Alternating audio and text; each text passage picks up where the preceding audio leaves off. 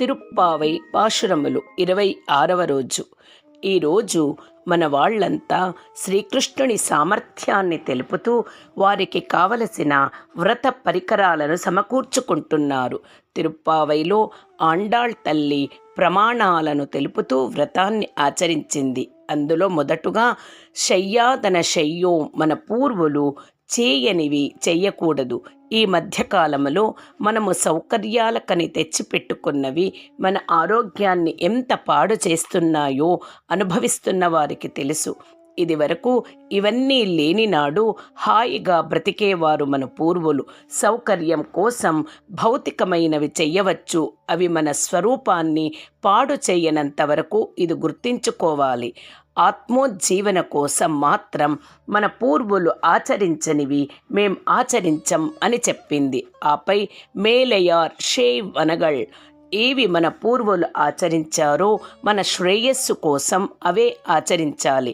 మనం చేసేప్పుడు ఎదుటివారు ఏమైనా అంటే లేదా అడ్డుపడినా వారిని ఎదురు చెప్పకుండా నానే తాన్ అయుడగా నేనే అంగీకరిస్తా అంటూ వినయముతో లక్ష్యం వైపు చెదరని స్థితిని ఆర్జించడం, ఈ 3 సూత్రాలతో ఆచరించింది ఆండాళ్ తల్లి. ఈరోజు ఆండాళ్ తల్లి మేలయార్ షైవ్ అనగళ్ సూత్రాన్ని చెబుతుంది. పెద్దలు అన్నప్పుడు కొన్ని అనాచారాలు కూడా ఉండవచ్చు. అప్పుడు పెద్దల ఆచరణ ప్రమాణ యోగ్యం కాకపోవచ్చు.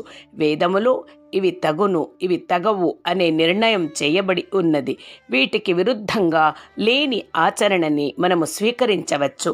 ఇది ఒక నిరూపణ. స్వామిలోని ప్రేమను కనిపెట్టి మాలే మణివಣ್ణ, ఓ మణిమాణిక్యమా అంటూ పిలుస్తున్నారు. అయితే తన ప్రేమను కనిపెట్టేశారు. ఇక ఎక్కడ లొంగాల్సి వస్తుందేమోనని స్వామి, నాకు ఈ పేరు ఏం కొత్త కాదు, మా అమ్మ యశోదమ్మ కూడా ఇలాగే పిలిచేది, అసలు మీరెందుకు వచ్చారో చెప్పండి అని అడిగాడు స్వామి. మార్గరి నీరాడువాన్, మార్గశీర్ష స్నానం చేయటానికి మేము వచ్చామయ్యా అని చెప్పారు. అయితే ఎవరు చెబితే చేస్తున్నారు అని అడిగాడు స్వామి. మేలయార్ షేవ్ అనగళ్ వేండువన, మా పెద్దలు ఆచరించినది కాబట్టి మేము చేస్తున్నాము, దృఢమైన ప్రమాణం పట్టుకున్నారు. అందులోనూ గోపికలు ఆచరించినది కదా, ఇక ప్రశ్నే లేదు. స్వామికి చాలా సంతోషం వేసింది.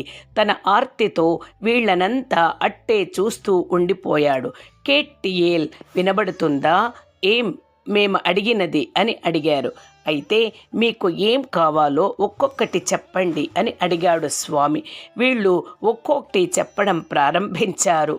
ఇలత్తై ఎల్లాం, భూమినంతా నడుంగా వణికించేట్లుగా మురల్వన, ధ్వని చేసేట్టి పాలన్న వన్నత్తు, పాలెవలే తెల్లగా స్వచ్ఛమైన కాంతిగల్గిన ఉన్ పాంచజన్యమే పోల్వన, నీ పాంచజన్యాన్ని పోలిన శంఖంగళ్, శంఖాలు కావాలి అని అడిగారు. నీ పాంచజన్యాన్ని పోలిన అని చెబుతున్నారు. ఎందుకంటే భగవంతునికి శంఖం, చక్రం, ఈ అసాధారణ ఆయుధాలు ఉంటాయి కదా.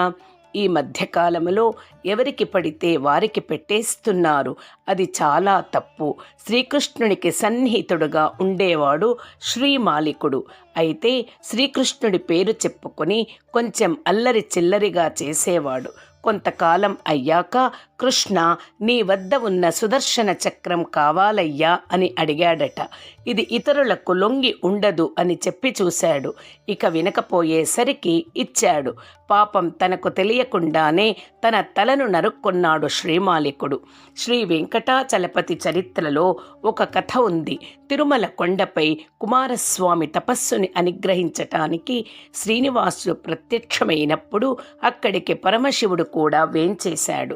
అయితే పరమశివునికి శ్రీనివాసుడికి ఏర్పడ్డ మైత్రితో పరమశివుడు అడిగాడట, స్వామి, నేను ఈ కొండపై ఉంటాను అని. అయితే స్వామి, ఈ ఆదిశేషుడిపై నీవు ఉండతగవు అని ఆదిశేషుని తోక స్థానం కపిల తీర్థం వద్దకు పంపివేశాడు. అయితే ఆ చక్రాన్ని ఒకసారి అడిగి చూశాడట. ఇది ఎవరికి పడితే వారికి ఇచ్చేది కాదు, ఎవ్వరి మాట వినవు అని చెప్పాడట. శంఖ చక్రాలు ఉండేవి కేవలం శ్రీహరికి మాత్రమే.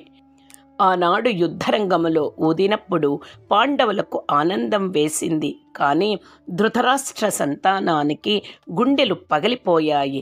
ఆ పాంచజన్యాన్ని పోలిన శంఖాలు అని అడుగుతున్నారు. సాయుధ్యాన్ని కాంక్షించినప్పుడు భగవంతుని సాన్నిధ్యం కావాలి కదా. అందుకే మొట్టమొదట ప్రణవార్థం ప్రకాశించవలెనని కోరుతున్నారు. శంఖాన్ని మన వాళ్ళు ఓంకారంతో పోలుస్తుంటారు. ఆ ఓంకారం ఎలా ఉంటుంది అంటే, దాన్ని అనుష్ఠించినప్పుడు మనదైన ఈ శరీరం అనే భూమి ఒక్కసారి వణుకుతుంది. ఇందులో ఉండే అపార్థములు తొలుగుతాయి, జ్ఞానం ప్రకాశిస్తుంది. ఓంకారం ఏం చెబుతుందంటే, అకారమైన పరమాత్మకే మకారమైన నేను చెందినవాణ్ణిగా అని అవస్థలయందు వాడి సేవ చేయవలే. ఇదే శేషత్వాన్ని తెలుపుతుంది. తన పాంచజన్యాన్ని పోలిన శంఖాలు అడుగుతున్నారు. ఇది ఇవ్వడం కష్టం అని అనుకున్నాడు స్వామి. సరేలే, ఇంకా ఏమేమి కావాలో ఒకేసారి చెప్పండి అని కృష్ణుడు అడిగాడు.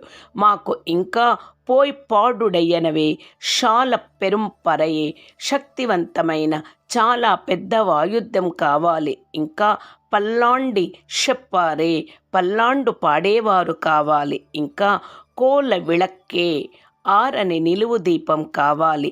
గోష్ఠితో వెళ్ళేటప్పుడు మంగళకరంగా ఒక దీపం ఉండాలి కదా. అందుకు ఇంకా మేం ఉన్నట్లు తెలిసేలా కొడియే ధ్వజం కావాలి. ఇంకా వితానమే, మంచు పడకుండా గొడుగు కావాలి అని అడిగారు. మీరు అడిగినవి ఒక్కోటి ఇవ్వడం కష్టం అని చెప్పేశాడు శ్రీకృష్ణుడు. ఏమయ్యా, నీవెవరువో మాకు తెలియదని అనుకున్నావా? ఆల్ ఇన్ ఇలయాం, అన్ని లోకాలను నీ పొట్టలో పెట్టుకుని అప్పుడప్పుడే వికసించిన వటదలంపై శయనించగలిగావు. తిరిగి ఇన్ని లోకాలను బయటికి తేగలిగావు. మేం అడిగినవి ఇవ్వలేవా? నీ సామర్థ్యం ఏంటో మాకు తెలుసు. నీవు అనుకుంటే జరగనిది లేదు, నీవు వద్దు అనుకుంటే జరిగేది ఏమీ లేదు. అంతా ఎరుళ్ నీ దయ అని స్వామిని కోరారు. ఇక వీళ్లకు ఇవ్వక తప్పదు అని ఇదివరకు ఊర్లో కోవెలలో ఉన్న శంఖాన్ని ఒకటి తెప్పించి ఇచ్చాడు. తన దగ్గర ఉన్న కొంబు బూర ఒకటి ఇచ్చాడు. స్వామి సంబంధం కలవి కాబట్టి వీళ్ళు ఆనందించారు. ఇక వాయుద్యం తను వెన్న తినేప్పుడు చేసే ఘట నృత్యం, అప్పుడు వాడే వాయుద్యాన్ని ఇచ్చాడు.